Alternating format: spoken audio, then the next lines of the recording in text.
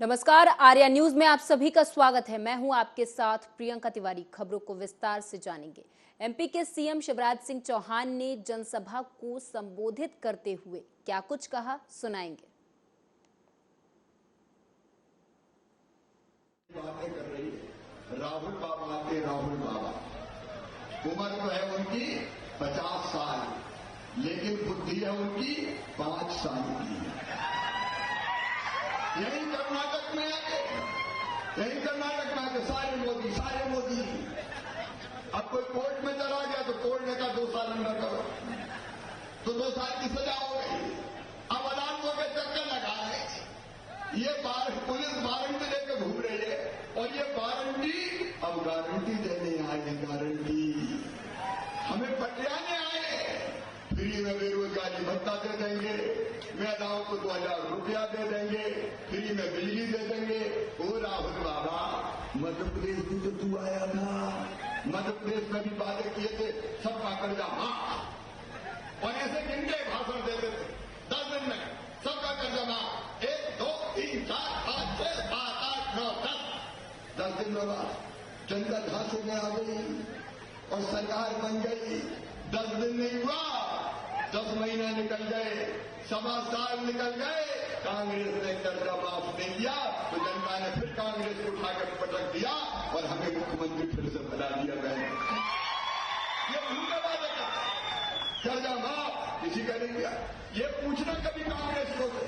मध्य प्रदेश में कहने गए थे 4000 रुपया बेरोजगारी भत्ता देंगे। ए राहुल बाबा, मैडम प्रियंका गांधी, एक भी बच्चे को बेरोजगारी भत्ता दिया क्या?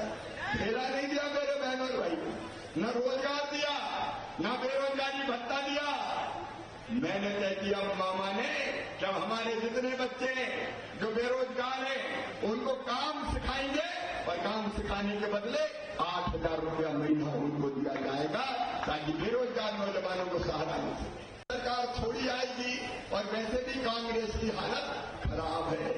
एक तरफ डीके शिव कुमार, दूसरी तरफ सिद्धरमैया जी, और बीच में लगते हैं खड़गे जी। ये खड़गे जी बली का बकरा है, बली का बकरा समझते हो? इनको पता है मैडम सोनिया गांधी को कि कांग्रेस तो हारने वाली है, तो हार का ठीकरा किसके मत्थे फोड़ेंगे, बली का बकरा कौन बनेगा, तो उखाड़ के जाए खड़गे जी। ये इसलिए खड़गे जी की सुनता कौन है? चंदी मैडम की है। बीच में छत्तीसगढ़ गए थे खड़गे जी, तो छत्तीसगढ़ में छाता निकाला, मैडम के सिर में लगा दिया, बेचारे खड़गे जी धूप में तपते रहे। कांग्रेस की हालत खराब है।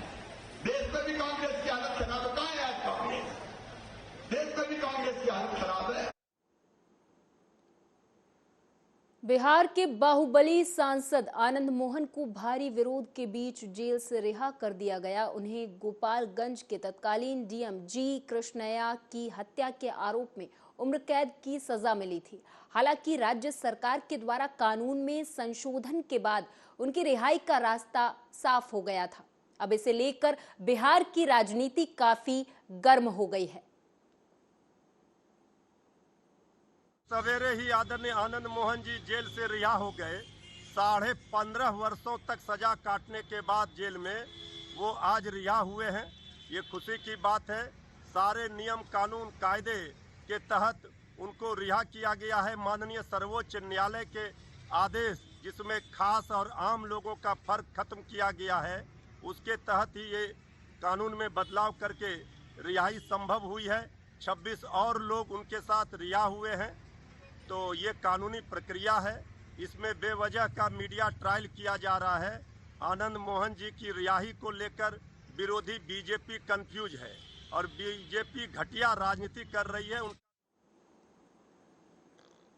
संकटग्रस्त सूडान से 360 भारतीयों का पहला जत्था ऑपरेशन कावेरी के तहत बुधवार शाम नई दिल्ली पहुंचा। ऑपरेशन कावेरी सूडान में फंसे हुए भारतीय नागरिकों को निकालने के लिए सरकार के द्वारा शुरू किया गया एक बचाव अभियान है।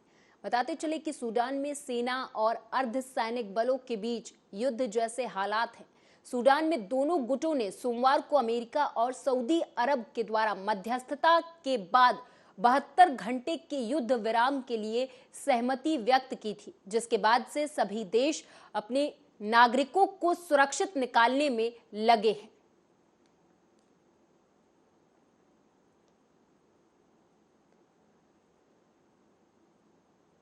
एक तरफ भारतीय कुश्ती संघ के खिलाफ पहलवानों का जंतर मंतर पर पिछले 5 दिनों से प्रदर्शन लगातार जारी है, तो वहीं दूसरी तरफ कैसरगंज से बीजेपी के सांसद बृजभूषण शरण सिंह ने एक कविता की कुछ पंक्तियां गाकर अपनी भावनाओं का इजहार खुलकर किया है।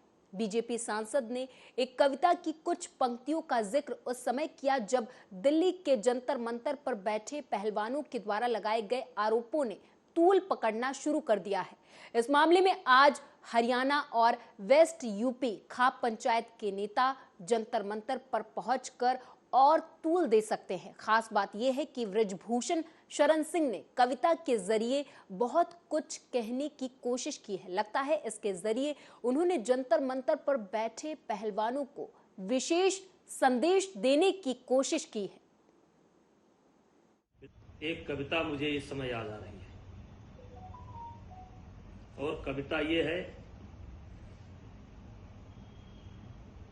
जिस दिन जीवन के हानि लाभ पर उतरूंगा, जिस दिन जीवन के हानि लाभ पर उतरूंगा, जिस दिन संघर्षों में जाली लग जाएगी, जिस दिन जीवन की लाचारी मुझ पर तरस दिखाएगी, जिस दिन जीवन की लाचारी मुझ पर तरस दिखाएगी, उस दिन जीवन से मृत्यु कहीं बढ़ जाएगी। मित्रों, जिस दिन मैं अपने जीवन की समीक्षा करूंगा, क्या खोया क्या पाया, और जिस दिन मैं महसूस करूंगा कि मेरे संघर्ष करने की क्षमता अब समाप्त हो गई।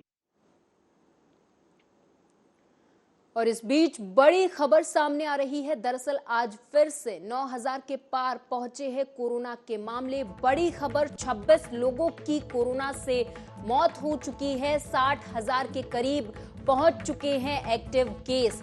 केंद्रीय स्वास्थ्य मंत्रालय की ओर से गुरुवार यानी कि 27 अप्रैल को जारी किए गए आंकड़ों के मुताबिक भारत ने पिछले 24 घंटों में कोरोना के 9,355 नए मामले दर्ज किए हैं। वहीं 26 नई मौतों के बाद देश में अब तक कोविड से जान गंवाने वालों की संख्या बढ़कर 5,31,424 हो गई है। हालांकि आज मामले बीते दिनों से कम सामने आए हैं, लेकिन बुरी खबर यह है कि कोरोना के मामले एक बार फिर से बढ़ रहे हैं। देश में कोरोना के आंकड़े एक बार फिर से बढ़ रहे हैं।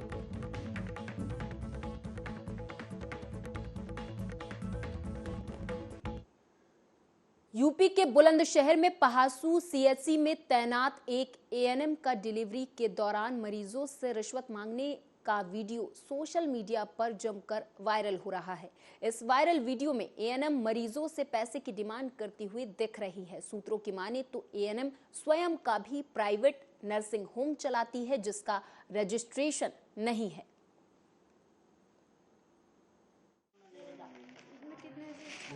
वो निकालना अरे तो लड़का हुआ तो बताने की भी जरूरत पड़ गई। अब 200 रुपए में लड़के आ रहे हैं। लौड़िया कारी ना 200 में लड़की तो आना है। लौंडा तो जब तो इधर लेके मेरे हाथ में भेज रहे ना, मैं तो लेता हूं, ले जाओ।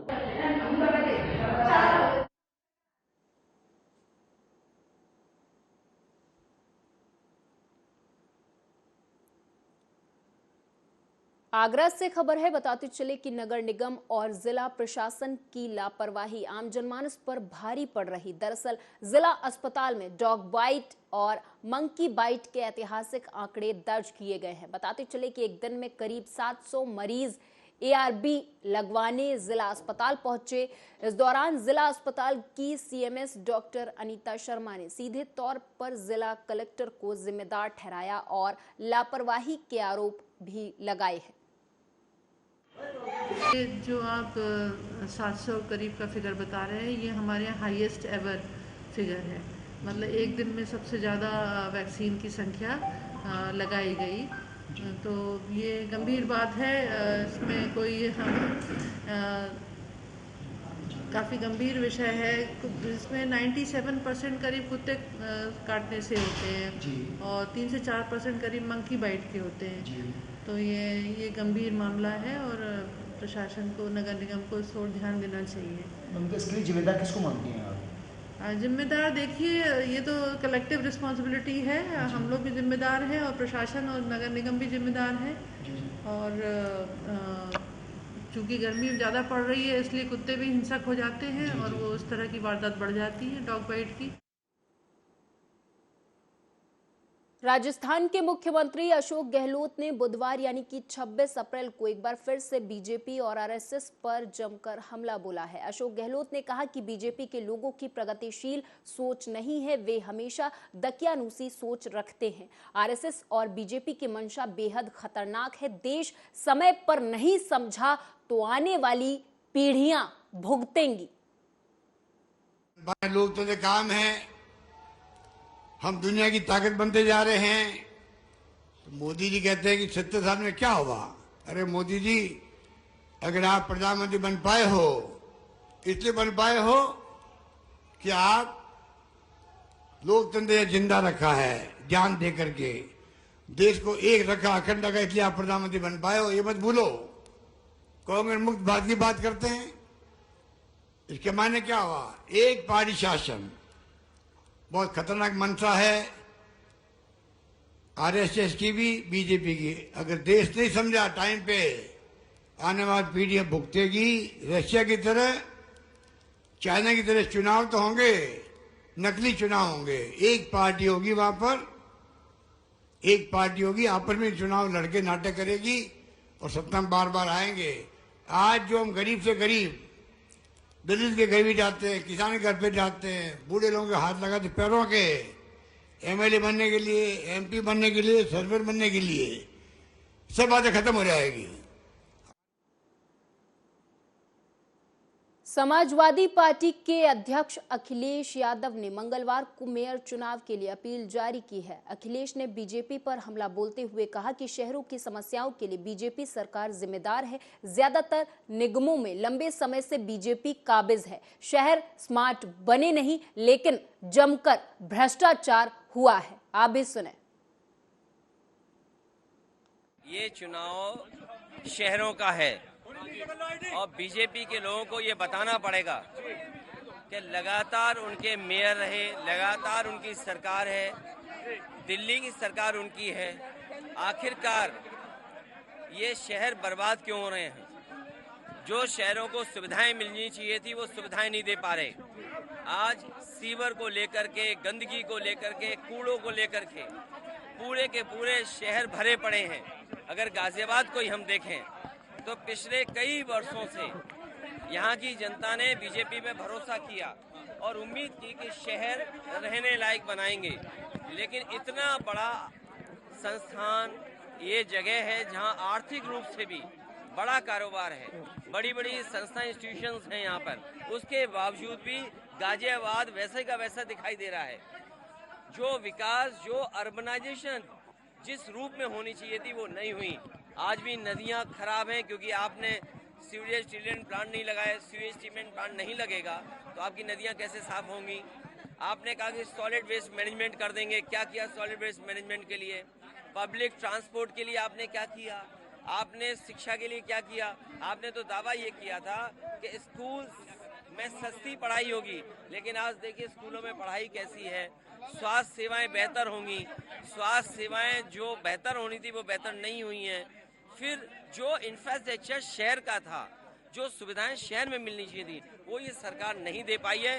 नाकाम है, नाराजगी है। और जिस तरह से नगर निगमों में भ्रष्टाचार हुआ है, लूट हुई है, सड़कें वैसी की वैसी गड्ढे वाली, स्ट्रीट लाइट नहीं जल पा रही हैं, ट्रैफिक मैनेजमेंट नहीं है, तो आखिरकार जनता वोट क्यों दे? इसलिए बीजेपी के खिलाफ जनता में माहौल है। जनता इन्हें हटाएगी, एक एक महानगर से भारतीय जनता पार्टी हटेगी। महंगाई चरम सीमा पर है, बेरोजगारी चरम सीमा पर है, सड़कें बनी नहीं जो बनानी चाहिए थी, जो सुविधाएं देनी चाहिए थी वो नहीं दे पाए। आप इनसे पूछिए, शिक्षा में आज आपने दावा किया था जब सरकार में आना चाहते थे कि हम सरकारी स्कूल से लेकर के प्राइवेट स्कूलों की फीस कम कर देंगे। आप बताओ किस स्कूल की फीस कम कर दी? बीजेपी वाले बताएं। और जो गरीब है उसको इलाज कैसे मिलेगा? इलाज के लिए क्या सुविधा दी है आपने? और जब आप सुविधाएं नहीं दे पा रहे हो और स्मार्ट सिटी का सपना दिखाया, गाजियाबाद तो स्मार्ट सिटी होगा। अरे बीजेपी वाले स्मार्ट हो गए, सिटी स्मार्ट नहीं बना। तो आप मैं वही आपसे जानना चाहता हूँ, क्या आप ये सवाल स्मार्ट सिटी पे पूछोगे कि नहीं पूछोगे? बिल्कुल। और नहीं, एक ऑटो वाले को या मार मार करके जान ले ली, वो सवाल नहीं आपके लिए। आपके लिए 1400 रुपए सिलेंडर नहीं है। जो इनकाउंटर वाली बात है, इनकाउंटर जाति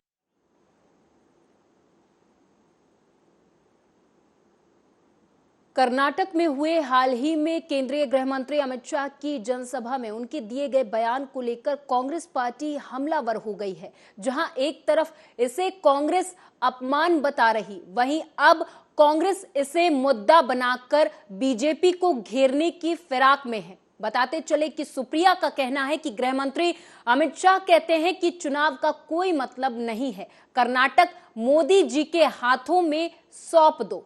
क्यों? आप भी सुने।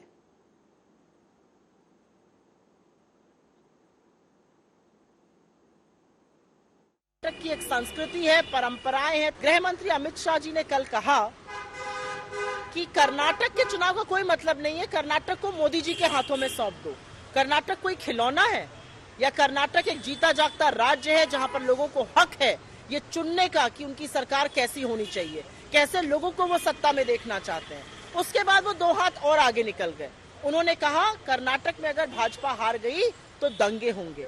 ये भाषा, ये शैली, ये धमकी गृह मंत्री की हो सकती है? ये किस तरह की बातें करते हैं? और आप कब समझिएगा कि कर्नाटक की एक संस्कृति है, परंपराएं हैं, तहजीब है और लोगों को ये हक है कि वो सुनिश्चित करें कि वो किसको जिताएंगे। ये अलग बात है कि जहां जहां दंगे होते हैं वहां पर दंगाइयों को संरक्षण देने का और दंगाइयों को पोषण करने का काम भाजपा करती है। अंततोगत्वा हर दंगाई का लिंक कहीं ना कहीं भारतीय जनता पार्टी से जुड़ा पाया जाता है, चाहे वो राजस्थान हो, चाहे वो बिहार हो, चाहे वो देश का दूसरा कोई और कोना हो, बंगाल हो। हर दंगाई का लिंक अंततोगत्वा भाजपा से पाया जाता है। अब आगे की बात करते हैं। उनसे एक आगे स्क्रिप्ट लिखने आ गए योगी आदित्यनाथ जी, उत्तर प्रदेश के मुख्यमंत्री। वही घिसी पिटी स्क्रिप्ट, नफरत की, विभाजन की, डराने की, धमकाने की। वो तो 2 हाथ आगे बढ़ गए। उन्होंने कहा कर्नाटक में यूपी का मॉडल लागू होना चाहिए।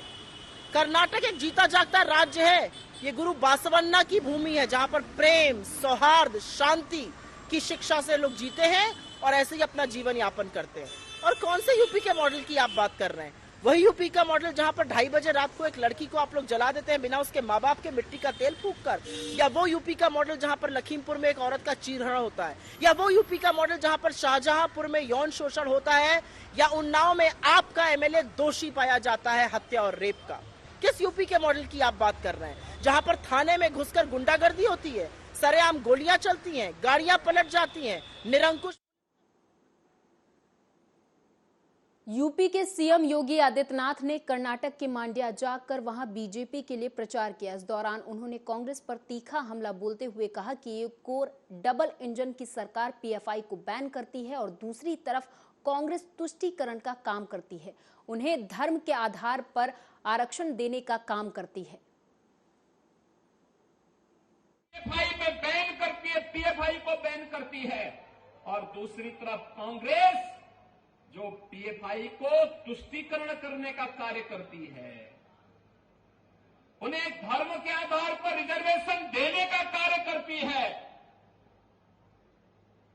धर्म के आधार पर आरक्षण यह भारत के संविधान के विपरीत है, असंवैधानिक है। हमने अनुसूचित जाति, जनजाति के आरक्षण के दायरे को बढ़ाया है, दिव्यांग जनों के आरक्षण के दायरे को बढ़ाया है, अन्य जरूरतमंदों को आरक्षण का लाभ दिया है, लेकिन धर्म के आधार पर 1947 में भारत का विभाजन हो चुका है। भारत धर्म के आधार पर आरक्षण की वकालत नहीं कर सकता है। अन्य विभाजन के लिए हम तैयार नहीं है, ये भारतीय जनता पार्टी का मानना है, क्योंकि हम सब मानते हैं एक भारत श्रेष्ठ भारत की परिकल्पना ही भारत को आगे बढ़ाएगी। देखा होगा, कांग्रेस विकास की बात करती है, विकास की बातें करती है, बड़े बड़े दावे करते हैं, लेकिन विकास की उसकी हकीकत क्या थी? पंचवर्षीय योजना, एक प्रोजेक्ट बनता था, एक पंचवर्षीय योजना लग जाती थी, अगली पंचवर्षीय योजना में उसका शिलान्यास होता था, तीसरी पंचवर्षीय योजना में कार्य आवंटन होता था, चौथी पंचवर्षीय आज प्रारंभ होते ही फिर वह प्रोजेक्ट दम तोड़ देता था और प्रोजेक्ट कभी पूरा नहीं होता था।